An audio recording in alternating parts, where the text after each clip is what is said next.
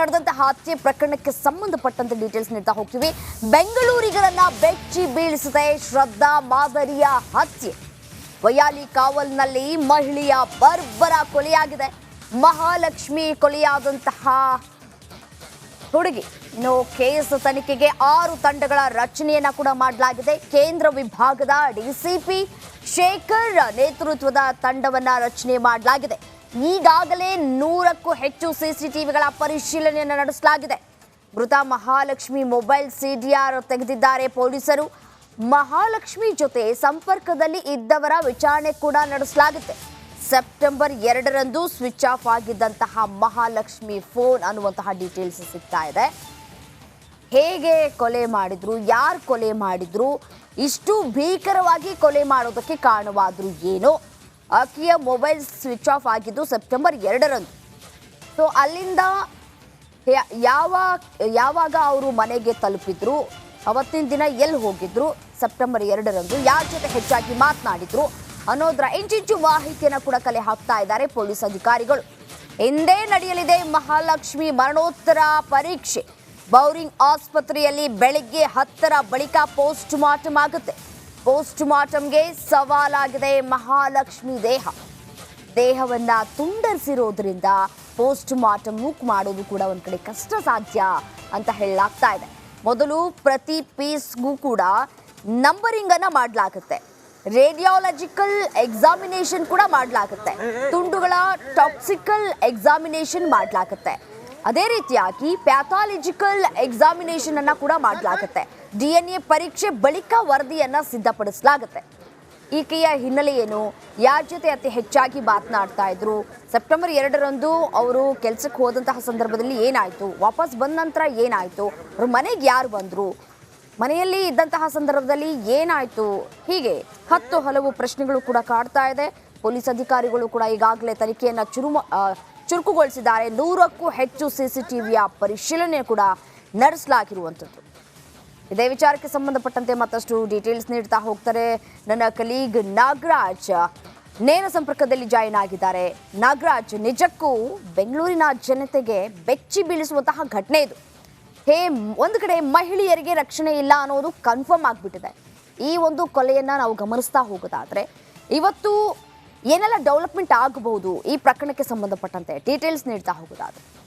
ರಮ್ಯಾ, ರಾಜಧಾನಿ ಬೆಂಗಳೂರನ್ನ ಬೆಚ್ಚಿ ಬೀಳಿಸಿರ್ತಕ್ಕಂಥ ಈ ಒಂದು ಪ್ರಕರಣದಲ್ಲಿ ಈಗಾಗಲೇ DCP ಶೇಖರ್ ಅವರ ನೇತೃತ್ವದಲ್ಲಿ 6 ತಂಡಗಳನ್ನು ರಚನೆ ಮಾಡಿದ್ದು, ಒಂದು ಕಡೆ ಆರೋಪಿ ಯಾರು ಈ ಒಂದು ಕೊಲೆಯನ್ನು, ಈ ಭೀಕರ ಕೊಲೆಯನ್ನು ಮಾಡಿದ್ದಾನೆ ಅನ್ನೋದ್ರ ಬಗ್ಗೆ ತನಿಖೆ ಚುರುಕುಗೊಂಡಿರ್ತಕ್ಕಂಥದ್ದು. ಇದರ ಭಾಗವಾಗಿ 100ಕ್ಕೂ ಹೆಚ್ಚು CCTVಗಳನ್ನು ಈಗಾಗಲೇ ಪರಿಶೀಲನೆಯನ್ನು ಮಾಡಿದರೆ, ಒಂದು ಕಡೆ ಅವರ ಏನು ಮೊಬೈಲ್ ನಂಬರ್ನ CDRನ ಈಗಾಗಲೇ ತೆಗೆದು ಯಾರೆಲ್ಲ ಕಡೆಯದಾಗಿ ಮಹಾಲಕ್ಷ್ಮಿ ಜೊತೆ ಮಾತಾಡಿದ್ರು, ಆಕೆಯ ಸಂಪರ್ಕದಲ್ಲಿ ಯಾರೆಲ್ಲ ಇದ್ರು, ಇದರ ಬಗ್ಗೆ ಪರಿಶೀಲನೆ ಕೂಡ ನಡೀತಾ ಇರ್ತಕ್ಕಂಥದ್ದು. ಇದು ತನಿಖೆಗೆ ಸಂಬಂಧಿಸಿದ ಬೆಳವಣಿಗೆ. ಆದರೆ ಇನ್ನು ಇವತ್ತು 10 ಗಂಟೆ ಸುಮಾರಿಗೆ ಏನು ಮೃತದೇಹದ ಪೋಸ್ಟ್ ಮಾರ್ಟಮ್ ನಡೆಯುವಂಥದ್ದು ಬೌರಿಂಗ್ ಆಸ್ಪತ್ರೆಯಲ್ಲಿ.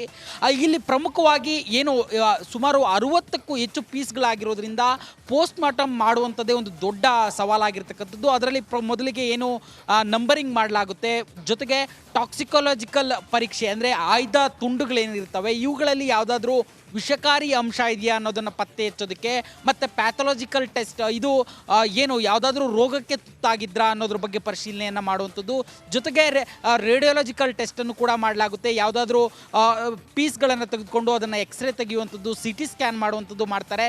ಇದರೆಲ್ಲರ ಒಟ್ಟಾರೆಯ ಜೊತೆಯಾಗಿ ಮೃತದೇಹದ ಗುರುತು ಪತ್ತೆಯಾಗದಿದ್ದಂಥ ಸಂದರ್ಭಗಳಲ್ಲಿ, ಇಂಥ ಕೊಲೆಗಳಲ್ಲಿ ಒಂದು ಬಾಡಿಯನ್ನು ರೀಅಸೆಂಬಲ್ ಮಾಡಲಾಗುತ್ತೆ. ಅಷ್ಟು ಪೀಸ್ಗಳನ್ನು ಜೋಡಿಸಿ ಒಂದು ಗುರುತು ಪತ್ತೆ ಹಚ್ಚುವ ಪ್ರಕ್ರಿಯೆ ಆಗುತ್ತೆ. ಆದರೆ ಈ ಒಂದು ಪ್ರಕರಣದಲ್ಲಿ ಈಗಾಗಲೇ ಮೃತರ ಒಂದು ಗುರುತು ಪತ್ತೆ ಆಗಿರೋದ್ರಿಂದ ಬಾಡಿಯ ರೀಅಸೆಂಬಲ್ ಮಾಡೋದಿಲ್ಲ, ಬದಲಾಗಿ DNA ಪರೀಕ್ಷೆ ಒಳಪಡಿಸಲಾಗುತ್ತೆ. ಇಷ್ಟೆಲ್ಲ ಮಾಡಿದ ಬಳಿಕ ಯಾವ ಒಂದು ಕಾರಣದಿಂದ ಈ ರೀತಿ ಯಾವ ಒಂದು ವಸ್ತುವಿನಿಂದ ಬಾಡಿಯನ್ನು ಪೀಸ್ ಮಾಡಲಾಗಿದೆ ಮತ್ತು ಪೀಸ್ ಮಾಡಿ ಎಷ್ಟು ದಿನಗಳಾಗಿದೆ ಎಲ್ಲ ಫೈಂಡಿಂಗ್ಸನ್ನು ಅಂತಿಮ ವರದಿಯಲ್ಲಿ ನೀಡುವಂಥದ್ದು. ಹೀಗಾಗಿ 10 ಗಂಟೆಗೆ ಶುರುವಾಗುವಂಥ ಪೋಸ್ಟ್ ಮಾರ್ಟಮ್ ಸಾಕಷ್ಟು ಸಮಯವನ್ನು ತೆಗೆದುಕೊಳ್ಳೋ ಸಾಧ್ಯತೆ ಇರತಕ್ಕಂಥದ್ದು. ಅದಾದ ಬಳಿಕ ಮೃತ ಪೋಷಕರಿಗೆ ಒಂದು ಬಾಡಿಯನ್ನು ಹಸ್ತಾಂತರ ಮಾಡುವಂಥದ್ದು. ರಮ್ಯಾ. ರೈಟ್ ನಾಗರಾಜ್, ಧನ್ಯವಾದ ತಮ್ಮೆಲ್ಲ ಮಾಹಿತಿಗಾಗಿ.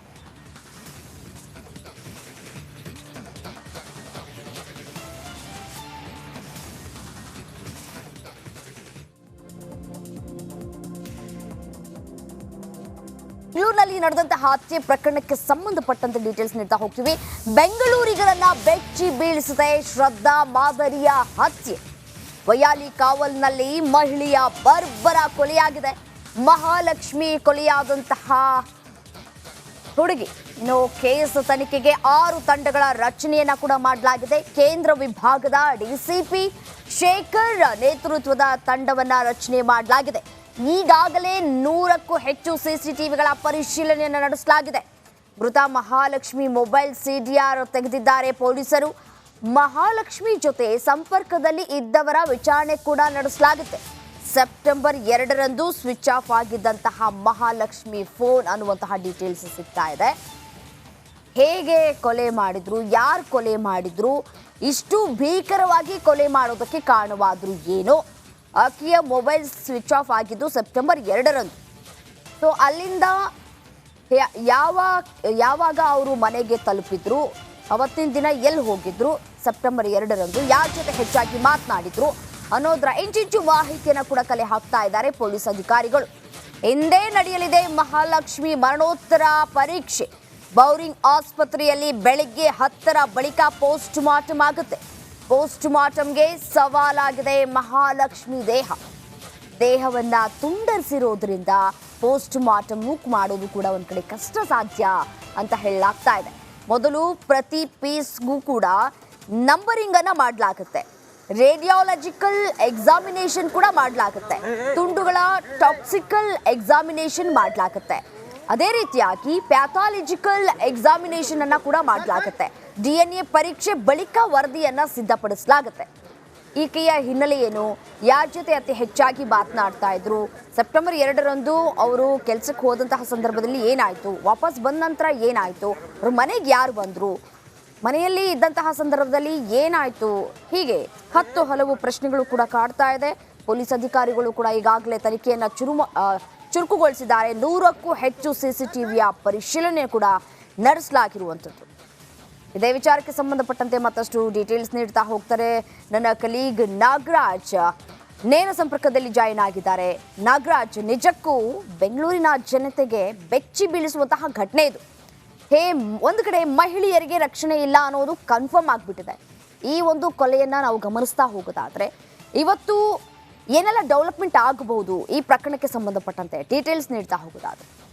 ರಮ್ಯಾ, ರಾಜಧಾನಿ ಬೆಂಗಳೂರನ್ನ ಬೆಚ್ಚಿ ಬೀಳಿಸಿರ್ತಕ್ಕಂಥ ಈ ಒಂದು ಪ್ರಕರಣದಲ್ಲಿ ಈಗಾಗಲೇ ಡಿಸಿಪಿ ಶೇಖರ್ ಅವರ ನೇತೃತ್ವದಲ್ಲಿ 6 ತಂಡಗಳನ್ನು ರಚನೆ ಮಾಡಿದ್ದು, ಒಂದು ಕಡೆ ಆರೋಪಿ ಯಾರು ಈ ಒಂದು ಕೊಲೆಯನ್ನು, ಈ ಭೀಕರ ಕೊಲೆಯನ್ನು ಮಾಡಿದ್ದಾನೆ ಅನ್ನೋದ್ರ ಬಗ್ಗೆ ತನಿಖೆ ಚುರುಕುಗೊಂಡಿರ್ತಕ್ಕಂಥದ್ದು. ಇದರ ಭಾಗವಾಗಿ 100ಕ್ಕೂ ಹೆಚ್ಚು CCTVಗಳನ್ನು ಈಗಾಗಲೇ ಪರಿಶೀಲನೆಯನ್ನು ಮಾಡಿದರೆ, ಒಂದು ಕಡೆ ಅವರ ಏನು ಮೊಬೈಲ್ ನಂಬರ್ನ CDRನ ಈಗಾಗಲೇ ತೆಗೆದು ಯಾರೆಲ್ಲ ಕಡೆಯದಾಗಿ ಮಹಾಲಕ್ಷ್ಮಿ ಜೊತೆ ಮಾತಾಡಿದ್ರು, ಆಕೆಯ ಸಂಪರ್ಕದಲ್ಲಿ ಯಾರೆಲ್ಲ ಇದ್ದರು, ಇದರ ಬಗ್ಗೆ ಪರಿಶೀಲನೆ ಕೂಡ ನಡೀತಾ ಇರ್ತಕ್ಕಂಥದ್ದು. ಇದು ತನಿಖೆಗೆ ಸಂಬಂಧಿಸಿದ ಬೆಳವಣಿಗೆ. ಆದರೆ ಇನ್ನು ಇವತ್ತು 10 ಗಂಟೆ ಸುಮಾರಿಗೆ ಏನು ಮೃತದೇಹದ ಪೋಸ್ಟ್ ಮಾರ್ಟಮ್ ನಡೆಯುವಂಥದ್ದು ಬೌರಿಂಗ್ ಆಸ್ಪತ್ರೆಯಲ್ಲಿ. ಇಲ್ಲಿ ಪ್ರಮುಖವಾಗಿ ಏನು ಸುಮಾರು 60ಕ್ಕೂ ಹೆಚ್ಚು ಪೀಸ್ಗಳಾಗಿರೋದ್ರಿಂದ ಪೋಸ್ಟ್ ಮಾರ್ಟಮ್ ಮಾಡುವಂಥದ್ದೇ ಒಂದು ದೊಡ್ಡ ಸವಾಲಾಗಿರ್ತಕ್ಕಂಥದ್ದು. ಅದರಲ್ಲಿ ಮೊದಲಿಗೆ ಏನು ನಂಬರಿಂಗ್ ಮಾಡಲಾಗುತ್ತೆ, ಜೊತೆಗೆ ಟಾಕ್ಸಿಕಾಲಜಿಕಲ್ ಪರೀಕ್ಷೆ ಅಂದರೆ ಆಯ್ದ ತುಂಡುಗಳೇನಿರ್ತವೆ ಇವುಗಳಲ್ಲಿ ಯಾವುದಾದ್ರೂ ವಿಷಕಾರಿ ಅಂಶ ಇದೆಯಾ ಅನ್ನೋದನ್ನು ಪತ್ತೆ ಹಚ್ಚೋದಕ್ಕೆ, ಮತ್ತು ಪ್ಯಾಥಾಲಜಿಕಲ್ ಟೆಸ್ಟ್, ಇದು ಏನು ಯಾವುದಾದ್ರೂ ರೋಗಕ್ಕೆ ತುತ್ತಾಗಿದ್ರಾ ಅನ್ನೋದ್ರ ಬಗ್ಗೆ ಪರಿಶೀಲನೆಯನ್ನು ಮಾಡುವಂಥದ್ದು. ಜೊತೆಗೆ ರೇಡಿಯಾಲಜಿಕಲ್ ಟೆಸ್ಟನ್ನು ಕೂಡ ಮಾಡಲಾಗುತ್ತೆ. ಯಾವುದಾದ್ರೂ ಪೀಸ್ಗಳನ್ನು ತೆಗೆದುಕೊಂಡು ಅದನ್ನು ಎಕ್ಸ್ರೇ ತೆಗೆಯುವಂಥದ್ದು, CT ಸ್ಕ್ಯಾನ್ ಮಾಡುವಂಥದ್ದು ಮಾಡ್ತಾರೆ. ಇದರೆಲ್ಲರ ಒಟ್ಟಾರೆಯ ಜೊತೆಯಾಗಿ ಮೃತದೇಹದ ಗುರುತು ಪತ್ತೆಯಾಗದಿದ್ದಂಥ ಸಂದರ್ಭಗಳಲ್ಲಿ, ಇಂಥ ಕೊಲೆಗಳಲ್ಲಿ ಒಂದು ಬಾಡಿಯನ್ನು ರೀಅಸೆಂಬಲ್ ಮಾಡಲಾಗುತ್ತೆ. ಅಷ್ಟು ಪೀಸ್ಗಳನ್ನು ಜೋಡಿಸಿ ಒಂದು ಗುರುತು ಪತ್ತೆ ಹಚ್ಚುವ ಪ್ರಕ್ರಿಯೆ ಆಗುತ್ತೆ. ಆದರೆ ಈ ಒಂದು ಪ್ರಕರಣದಲ್ಲಿ ಈಗಾಗಲೇ ಮೃತರ ಒಂದು ಗುರುತು ಪತ್ತೆ ಆಗಿರೋದ್ರಿಂದ ಬಾಡಿಯ ರೀಅಸೆಂಬಲ್ ಮಾಡೋದಿಲ್ಲ, ಬದಲಾಗಿ DNA ಪರೀಕ್ಷೆ ಒಳಪಡಿಸಲಾಗುತ್ತೆ. ಇಷ್ಟೆಲ್ಲ ಮಾಡಿದ ಬಳಿಕ ಯಾವ ಒಂದು ಕಾರಣದಿಂದ ಈ ರೀತಿ ಯಾವ ಒಂದು ವಸ್ತುವಿನಿಂದ ಬಾಡಿಯನ್ನು ಪೀಸ್ ಮಾಡಲಾಗಿದೆ ಮತ್ತು ಪೀಸ್ ಮಾಡಿ ಎಷ್ಟು ದಿನಗಳಾಗಿದೆ ಎಲ್ಲ ಫೈಂಡಿಂಗ್ಸನ್ನು ಅಂತಿಮ ವರದಿಯಲ್ಲಿ ನೀಡುವಂಥದ್ದು. ಹೀಗಾಗಿ 10 ಗಂಟೆಗೆ ಶುರುವಾಗುವಂಥ ಪೋಸ್ಟ್ ಮಾರ್ಟಮ್ ಸಾಕಷ್ಟು ಸಮಯವನ್ನು ತೆಗೆದುಕೊಳ್ಳೋ ಸಾಧ್ಯತೆ ಇರತಕ್ಕಂಥದ್ದು. ಅದಾದ ಬಳಿಕ ಮೃತ ಪೋಷಕರಿಗೆ ಒಂದು ಬಾಡಿಯನ್ನು ಹಸ್ತಾಂತರ ಮಾಡುವಂಥದ್ದು. ರಮ್ಯಾ. ರೈಟ್ ನಾಗರಾಜ್, ಧನ್ಯವಾದ ತಮ್ಮ ಮಾಹಿತಿಗಾಗಿ.